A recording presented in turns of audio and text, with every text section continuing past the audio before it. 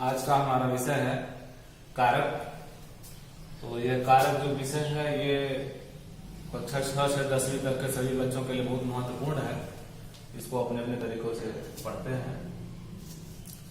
तो कारक का शाब्दिक अर्थ होता है क्रिया को करने वाला या जो कार्य संपादित हो, करने वाला जो तत्व हो वही कारक कहलाता है। कारक की परिभाषा हमने यहां दिया कि संज्ञा या सर्वनाम का वाक्य के साथ, किसी भी वाक्य में संज्ञा या सर्वनाम का अन्य शब्दों से जो संबंध या संबंध बताने वाले जो शब्द होते हैं वही कारक कहलाते हैं। एक संज्ञा या सर्वनाम का संबंध वाक्य के अन्य शब्दों से जो शब्द कराते हैं वही कारक कहलाते हैं। कुछ विद्वानों ने कहा कि जो शब्द क्रिया से सीधा संबंध बताए उसे ही कारक कहते हैं। तो बहुत से विद्वानों ने कहा कि हमारे साहित्य में मुख्य रूप से 6 प्रकार के कारक होते हैं, लेकिन बाद में चल करके इसमें जो है संशोधन हुआ तो 2 कारक और बढ़े, संबंध और संबोधन। संबंध और संबोधन क्यों बात बढ़े? क्योंकि इसमें जो है सीधा संबंध जो है नहीं होता क्रिया से। संज्ञा सर्वनाम या किसी कर्ता का क्रिया से सीधा संबंध नहीं होता। वाक्य के दूसरे शब्दों से संबंध होता है लेकिन क्रिया से कोई संबंध नहीं होता। तो यहां पर हम अब कारक के भेद को देखेंगे।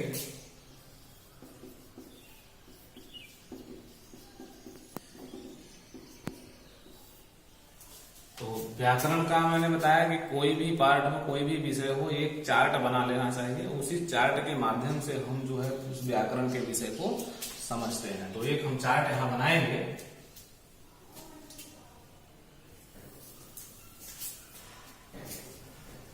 यहां पर लिखेंगे कारक का नाम। तो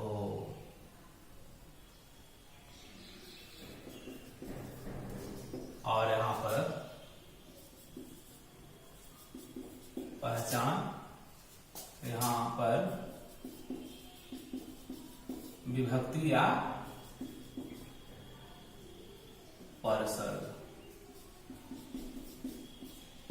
और उदाहरण, और यहां पर देंगे प्रमाण।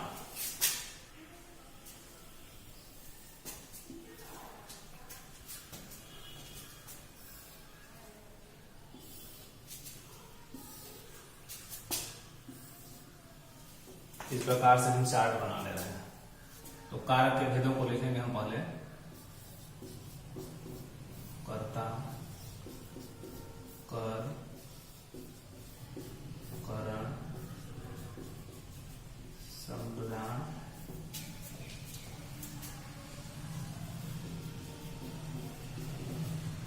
अपादान, अधिकरण, 1, 2, 3, 4, 5, 6। तो 6 प्रकार के मुख्य और बाद में जो बढ़े हैं संबंध और संबोधन। इसकी क्या है पहचान? कार्य व पहचान। कर्ता जो है क्या है? क्रिया को करने वाला। और कर्म क्या है? जिससे क्रिया जिसको प्रभावित करे, क्रिया का प्रभाव, करण जिस साधन से कार्य होता है ना।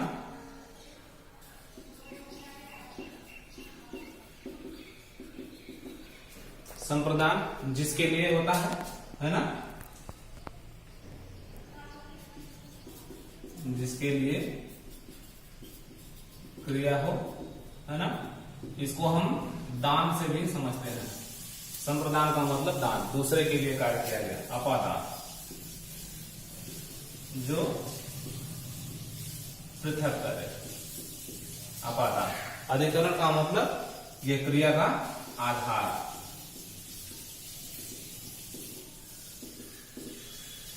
इससे जो है इस कर्ता का जो है हम पहचान दे सकते हैं कि इन सभी कारकों का क्या पहचान है और कौन से कार्य है। संबंध जो है अन्य शब्दों से संबंध रखने वाला, और ये संबोधन किसी का आह्वान या पुकार। हम परसर्ग को देख लेंगे, विभक्ति, परसर्ग या फिर चिन्ह, कुछ भी कह सकते हैं कि इनके चिन्ह क्या है। तो इस प्रकार से हमारा ये चार्ट जो है व्यवस्थित होगा। जैसे कर्ता को हम ने से संबंधित करते हैं, है ना। कर्म को करण से के द्वारा, संप्रदान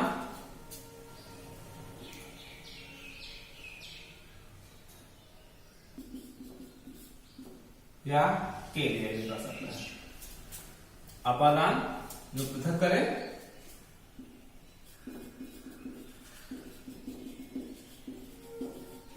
अलग या पृथक। अधिकरण में पर, इससे आधार पता लगता है। संबंध का, के, की, या, रा, रे, री आदि। और संबोधन में ए, रे, अरे। इन सभी परसर्गों के द्वारा, चिन्हों के द्वारा हम जो है इस कारक को पहचान सकते हैं।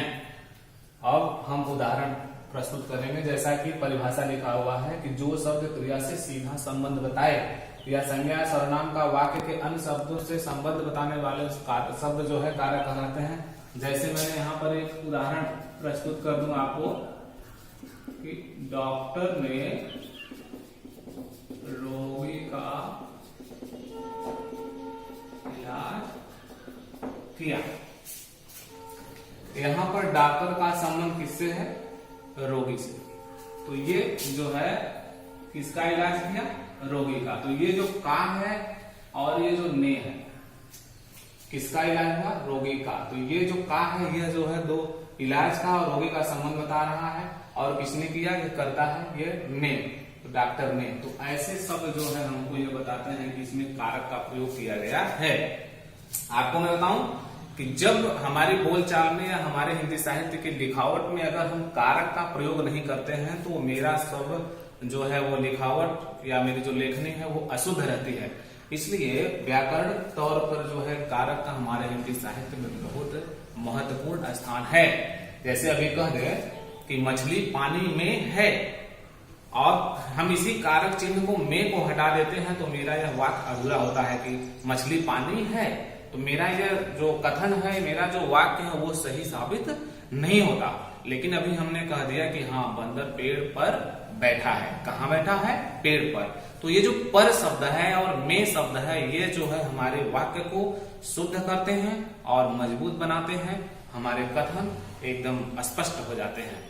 तो हमारे हिंदी साहित्य में कारक का महत्वपूर्ण स्थान है। बिना कारक के प्रयोग से हमारे जो लिखावट है, हमारे द्वारा जो लेखनी है वो अशुद्ध होती है और अस्पष्ट होती है।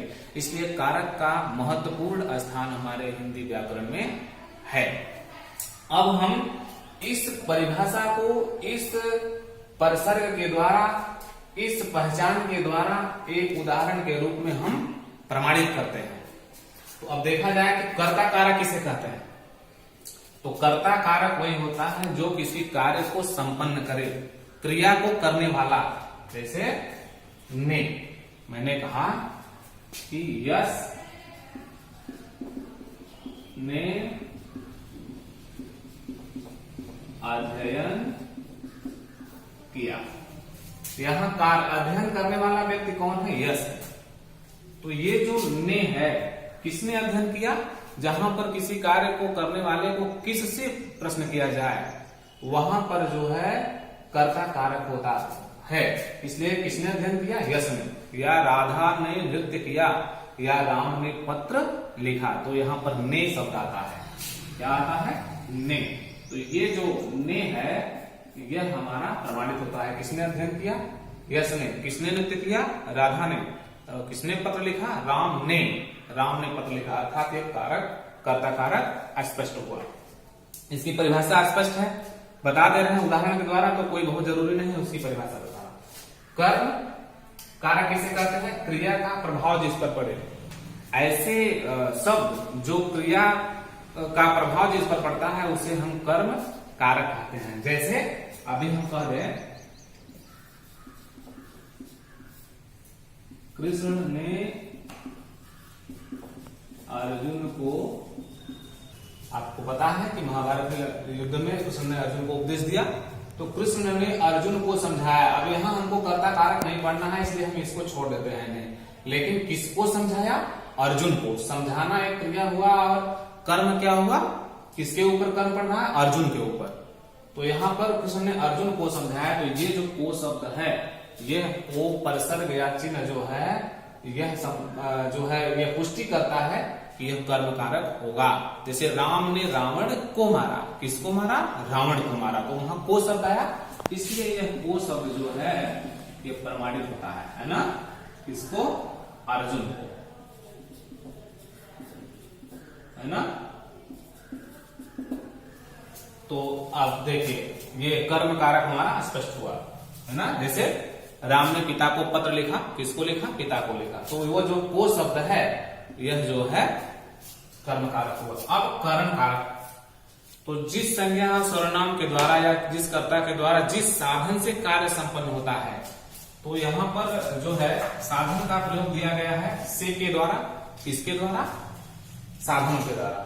तो हम लिख देंगे कि वह साइकिल से जाता है ना? क्या मैंने लिख दिया कि राम साइकिल से जाता है। अब साधन, इस करण कारक में हमको देखने को मिलता है कि साधन सर्वोपरि है, तो से के द्वारा, किसके द्वारा जाता है? साइकिल से जाता है। या राधा ने चाकू से फल काटा, किससे काटा? चाकू से काटा, है ना? तो वहां पर से, चाकू से और साइकिल से ये क्या हो जाता है? यह जो है पुष्टि करता है कि नहीं ये करण कारक होगा। तो यहां हम क्या लिखेंगे इसका प्रमाण? साइकिल से, या फिर चाकू से फल काटा, है ना? तो कहने का मतलब ये जो से शब्द है ये जो है पुष्टि करता है, प्रमाणित करता है कि नहीं ये करण कारक का उदाहरण है। संप्रदान, जिसके लिए क्रिया हो, है ना? यहां पर लिए होना चाहिए था, जिसके लिए क्रिया हो उसे हम जो है संप्रदान कारक कहते हैं। मैंने कहा इसको संप्रदान का मतलब दान, दूसरों के लिए, दूसरे के लिए कोई कार्य किया जाता है उसको हम कहते हैं दान, दूसरे को देने के लिए, है ना? जैसे अभी कह दिया जाए कि माँ ने भिखारी को पैसे दिए, है ना? या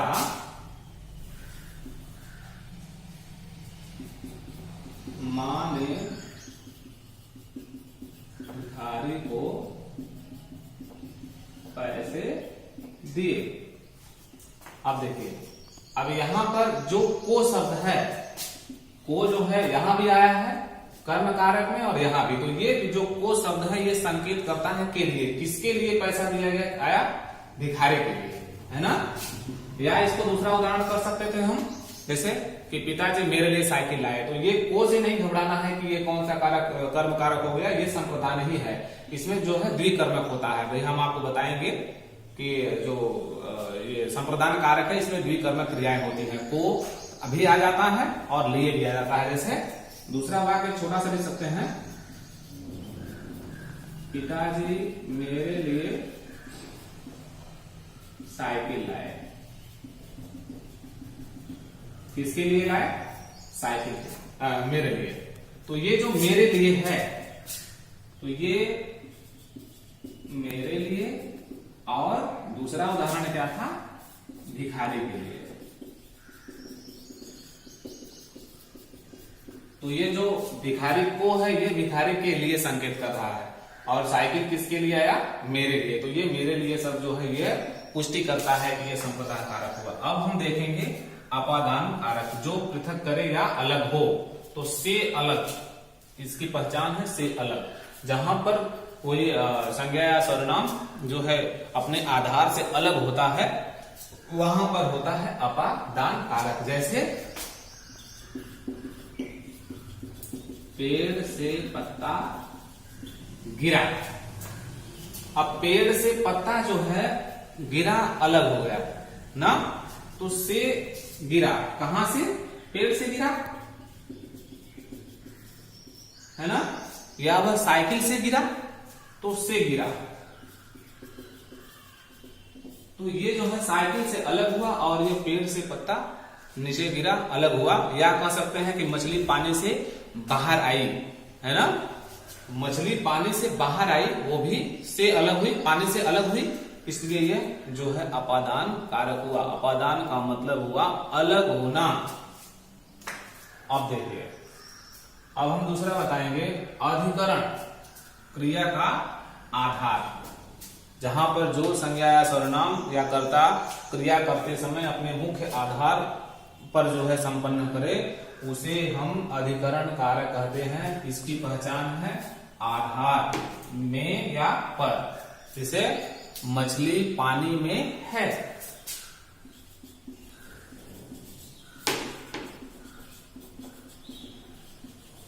कहां है? पानी में है ना, या बंदर छत पर है, कहां है? छत पर। तो ये पानी में और छत पर इसका आधार है ना, पानी में और दूसरा छत पर।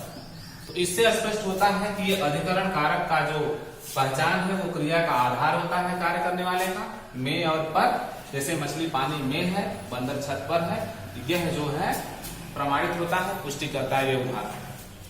तो ये जो है मुख्य रूप से 6 प्रकार के जो कारक है, ये हमारे हिंदी साहित्य में पहले जो है महत्वपूर्ण माना गया था। मुख्य रूप से 6 ही हुआ करता था, लेकिन बाद में विद्वानों ने 2 और संशोधन किया है, जिसमें संबंध और संबोधन कारक है। क्यों संबंध और संबोधन को नहीं किया? क्योंकि इसमें क्रिया का सीधा संबंध नहीं होता। इसमें केवल जो है, क्योंकि यहाँ पर यह भी दिया गया है कि जो शब्द क्रिया से सीधा संबंध बताए, और यह भी दिया हुआ है कि जो संबंध बताए संबंध शब्द एक दूसरे से, तो शब्द इसमें का के की, जैसे यह जो है राम का बगीचा है ना, यह राम का बगीचा है। किसका बगीचा है? राम का। इस बगीचे का संबंध राम से है, इसलिए यहां पर काके की है ना। और मैंने कहा कि रा रे री भी होता है, जैसे यह घर मेरा है, तो इस घर का संबंध मुझसे है, मेरे से है। तो यहां राम का और मेरा ये शब्द जो है संबंध कारक की पुष्टि करते हैं। ये उदाहरण स्पष्ट रूप से सिद्ध होता है। अब हम आपको बताएंगे, अगला है संबोधन। तो इसमें है कि जिसे जो है पुकारा जाए, जिसको बुलाया जाए, जिसका आह्वान हो, उसे हम संबोधन कारक कहते हैं। हे रे अरे इस विभक्ति को से संबंध पहुंचाते हैं या मतलब मानते हैं, और कार्य पहचान जिसे पुकारा जाए या आह्वान किया जाए, जैसे हे राम मुझे शक्ति दो। तो हे राम मुझे शक्ति दो, वह आदमी लगता है कि असमर्थ है और किसकी पुकार कर रहा है? ईश्वर की।